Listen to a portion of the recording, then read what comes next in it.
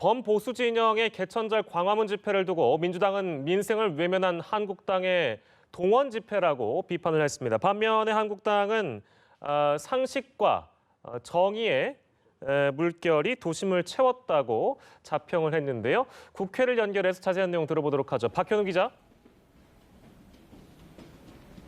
네, 어제 있었던 집회와 관련해 민주당은 한국당이 국가적 재난 상황에서도 집회에만 골몰 했다면서 민생을 외면한 군중 동원 집회라고 깎아내렸습니다. 특히 이해찬 민주당 대표는 한국당 황교안 대표가 어제 있었던 개천절 공식 일정에 불참한 점을 꼬집으며 황 대표의 집회 현장에서의 발언을 문제 삼았는데요.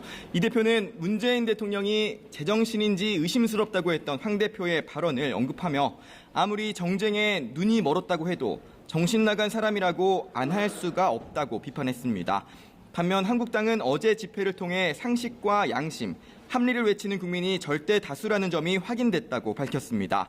나경원 원내대표는 광화문에서 숭례문까지 서울 도심이 상식과 정의의 물결로 가득 찬 어제 집회는 1987년 넥타이 부대를 연상케 한다며 임계점을 넘어선 민심은 조국 파면을 넘어 정권 퇴진 운동으로 옮겨붙고 있다고 주장했습니다. 한편 검찰이 패스트트랙 충돌 사태와 관련해 나경원 원내대표를 비롯한 한국당 의원 17명에게 소환을 통보한 것으로 전해지며 한국당의 대응 방침에도 이목이 쏠리고 있는데요. 한국당 원내 지도부는 우선은 국정감사 기간에는 여러 가지 상황상 검찰 출석이 적절치 않다는 판단 아래 국감 이후 상황에 따라 출석 등을 검토한다는 방침인 것으로 알려졌습니다. 예, 이런 가운데 국회에서는 사흘째 국정감사가 진행되고 있는데 국감 소식도 좀 전달을 해주시죠.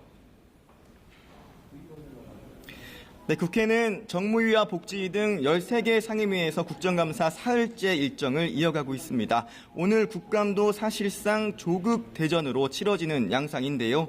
정무위 국감에선 조국 장관 가족의 사모펀드 문제와 관련해 은성수 금융위원장을 상대로 야당 의원들은 관리 감독 부실 등을 지적하며 공세를 펼치고 있는 반면 여당 의원들은 법 위반 사안인지 등을 꼼꼼히 따져 물으며 엄호하는 모습입니다. 교육위 국감에서는 조 장관 딸의 의학 논문 제1저자 문제와 최성해 동양대 총장의 학력 논란 등을 두고 공방이 벌어지고 있습니다. 이 밖에 보건복지부를 대상으로 하는 복지 국감에서는 복지부 소관 사안이 아닌 국가기록원 추진 문제와 관련해 대통령이 알았느냐 몰랐느냐를 두고 공방이 벌어지기도 했습니다. 과방위에서는 여야 의원들이 한상혁 방통위원장의 자격 논란을 두고 초반부터 언쟁을 벌이기도 했는데요. 이런 가운데 증인 채택 문제를 두고 반쪽 국감 파행을 빚기도 했던 문체위는 오늘은 우선은 여야 의원들이 참석한 가운데 국감을 진행 중입니다. 지금까지 국회에서 연합뉴스TV 박현우입니다.